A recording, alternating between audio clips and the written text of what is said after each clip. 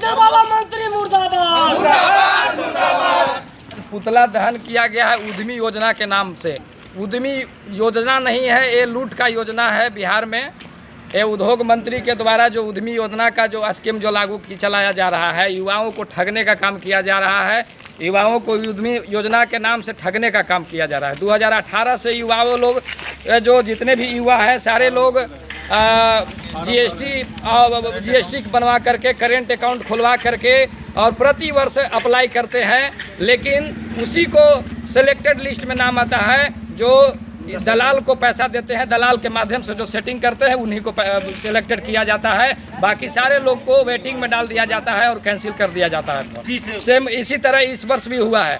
ये जो पहले से जो जिस समय उद्यमी योजना का शुरुआत विज्ञप्ति आया उस समय आपको कोई ये नहीं बताया गया था कि आपका लॉटरी के माध्यम से सिलेक्टेड किया जाएगा, लेकिन बीच में कहाँ से तो लॉटरी आ गया। अगर जनसंख्या बढ़ने के बाद में अगर लॉटरी भी आया है तो लॉटरी कम इसको जो है से जिला बाय जिला होनी चाहिए थी, कैंडिडेट के सामने होनी चाहिए थी, ओपन लॉटरी होनी चाहिए थी। लेकिन ये पटना में बैठकर दलाल के माध्यम से पैसा लेकर के और सारे लोगों को जो है से वेटिंग में डाल दिया गया। जो पैसा दिया उसी को आपका ये जो है से फाइनल लिस्ट में नाम डाला गया है। बहुत सारे युवा लोग ठगी का शिकार हुए हैं। 2018 से जीएसटी भर रहे हैं, करेंट अकाउंट मेंटेन कर रहे हैं 10,000 रुपया, और सारे युवा लोग जो है से 20,000, 25,000, 30,000 रुपया जो है से कर्जा में चले गए हैं और जो है से अभी चक्कर लगा रहे हैं यहाँ पर ऑफिस का। प्रतिदिन का ये है, डेली आपको 20 आदमी 50 आदमी जो है से आते हैं युवा लोग ऑफिस में। बताया जाता है कि हम लोग का कोई पता नहीं है कैसे सिलेक्टेड किया गया, इसलिए पूरा लूटा जा रहा है उद्योग के नाम पर। सब्सिडी जो 5 लाख रुपया जो मिल रहा है युवाओं को, वो पहले ही युवा से ठग लिया जा रहा है कि आपको सब्सिडी दे दीजिए, हम आपको सिलेक्टेड लिस्ट में नाम डलवा देंगे। क्या गलत किए हैं? अगर लॉटरी सिस्टम देना था, हम 2018 में ऑनलाइन करवाए थे, लेकिन उस समय भी रिजेक्ट कर दिया गया। 21 में करा है, इस समय भी रिजेक्ट कर दिया। 2018 से करेंट अकाउंट अब खुलवा कर लाए हैं और जीएसटी बना कर हर महीना पे करते हैं 500 रुपया, जीएसटी का अलग और करेंट अकाउंट का अलग। इस और मेरे साथ नहीं, मैंने 46,000 युवाओं के साथ ऐसा है, तो कितना सरकार हम लोग से लूटेगा। CGST SGST उसमें फाइन लग गया है, तो कहाँ जाएगा? सरकार के पास ना जाएगा पैसवा, कहाँ जाएगा पैसवा?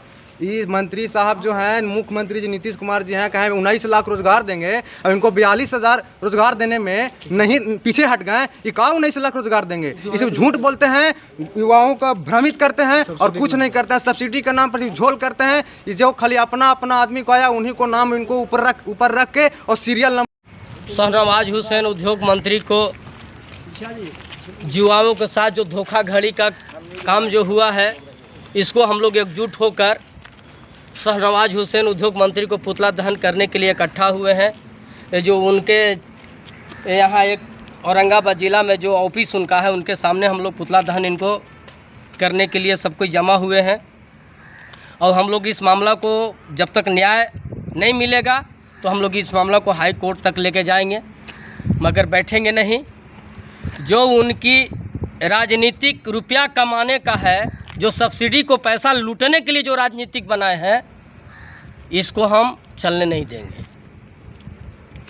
हम लोग हाई कोर्ट जाएंगे, इस मामला को रोकेंगे। जितने लोगों को फॉर्म भरवाए हैं उतना लोगों को पहले वो क्लियर, पहले वो उद्योग के लिए जो पैसा बोले हैं 10 लाख रुपया, वो पहले उनके अकाउंट में डाले, उसके बाद में अगला नया फार्म भरने की व्यवस्था वो करें, तब तो ठीक है। नहीं तो 5 लाख रुपया जो सब्सिडी जो शाहनवाज हुसैन उद्योग मंत्री चाह रहा है कि दलाल को माध्यम से हम 19 अरब रुपया नीतीश कुमार को कहने पर हम तस्सीली करके रखें, तो चलने नहीं देंगे। 19 लाख रोजगार देने की बात नहीं, 19 अरब उद्योग के नाम पर युवाओं से लूटने की बात हुई थी, जो आज देखने के लिए मिल रहा है। रोजगार कहाँ?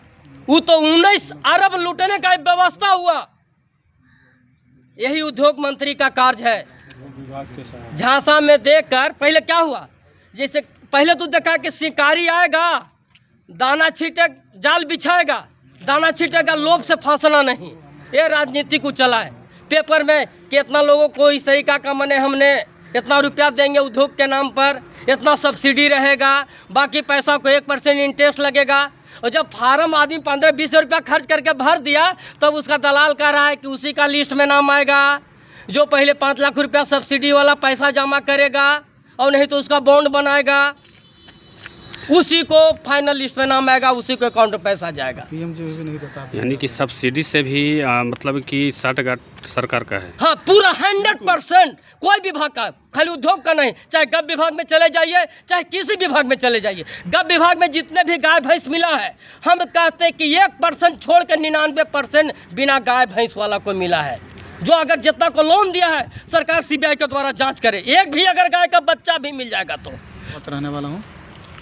जो युवा युद्धमी नाम पर जो फॉर्म फिलअप सरकार ने कराई है कि युवाओं को रोज़गार देंगे, मैं ये डबल इंजन की सरकार और उद्योग मंत्री से मैं ये पूछना चाहता हूँ कि आप जितने में फॉर्म फिलअप करवाए हैं और उन्हें भी पता है कि किस तरह GST में परेशानी होती है, कितने पैसा लगता है, कितना रिटर्न फाइन युवाओं को बेरोजगारों को करना पड़ता है, और बैंक में खाता खुलाने के लिए जाते हैं तो बैंक मैनेजर किस तरह से पैसे आते हैं, ये सारे लोग जानते हैं, अधिकारी अफसर मंत्री लोग सारे लोग जानते हैं। तो मैं उनको ये कहना चाहता हूँ कि आपने जो फॉर्म लिया उसके बाद आपने स्क्रूटनी करने के बाद जो भी 42,000 समथिंग आया, उसको आप 17 तारीख को अपने ऑनलाइन के तरीक़ा से, पारदर्शी के तरीके से आपने रेंडमाइज कर जितने भी लोगों का सिलेक्शन हुआ है आप ही ने नेट पर डाला है 1-2 बच्चे 17 तारीख को।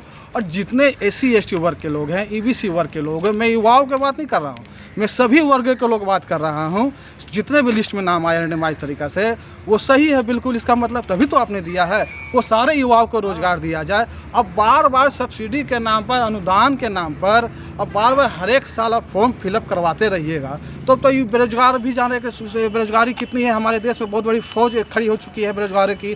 तो ये कहीं ना कहीं सब्सिडी के नाम पर आप ठगने का काम कर रहे हैं लोगों को, युवाओं को। ये ठगने का काम ना करें और जितने लोगों को लिस्ट में नाम आया है सभी वर्गों के लोग, सबको बराबर हिस्सा दिया जाए। और एक तरफ पेपर में आप कहते हैं कि आप इसको अपना लक्ष्य निर्धारित कीजिए, युवा लोग इसी को अपना जीवन समर्पण मानिए, अपने जीवन किसी के माध्यम से आगे बढ़ाइए। और एक तरफ रेंडमाइज करते हैं उसका लिस्ट अलग है, और सभी विभाग के ज़िले में आपका कहीं 150, कहीं 200, कहीं 70 सीट। इसका मतलब आप अपना कुर्सी देखना चाहते हैं और पेपर के माध्यम से आप अपना नाम चमकाना चाहते हैं। आप युवाओं को भला नहीं करना चाहते हैं, युवाओं को रोज़गार नहीं देना चाहते हैं। चूँकि आप ही के सरकार ने कही थी कि हम 19 लाख का युवाओं को बिहार में रोज़गार देंगे। क्या यही रोज़गार है?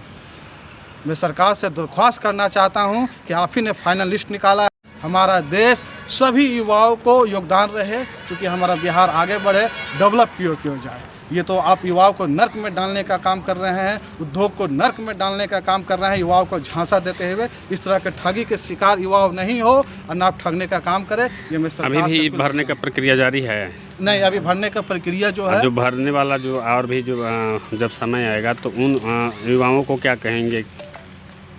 उन युवाओं को मैं यही अलर्ट करना चाहेंगे, उन युवाओं को मैं यही संदेश देना चाहूँगा कि उन युवाओं भी, सब लोग 17 तारीख को जो रेंडमाइज हुए हैं बिहार के सारे युवा लोग देखे हैं, और जो नहीं भी फॉर्म भरे हैं उनको भी मैं यही संदेश देना चाहूँगा कि जब हम लोग के साथ फॉर्म भरा कर स्क्रूटनी करने के बाद इस तरह हम लोग को समस्या का समाधान, समस्या आ जा रही है, उसकी हमें फेस करना पड़ रहा है समस्या को, तो आप लोग भी युवाओं ठगी के शिकार नहीं होवे, अनुदान के नाम पर शिकार नहीं होवे। और सरकार से मैं एक चीज़ कहना चाहूँगा, पूरे खुले मन से कहना चाहूँगा कि हम लोगों को अनुदान नहीं चाहिए, हम लोगों को सब्सिडी नहीं चाहिए। एक लिस्ट सारे युवाओं को रोज़गार देना चाहते हैं तो बिना अनुदान, बिना सब्सिडी को दे। और मैं पूरे विश्वास से कहना चाहता हूं कि सारे युवाओं बढ़ चढ़ के भी इसमें हिस्सा लेंगे और कहीं ना कहीं आपके बिहार समाज को कहीं ना कहीं बढ़ाने में उनका अहम हाथ रहेगा।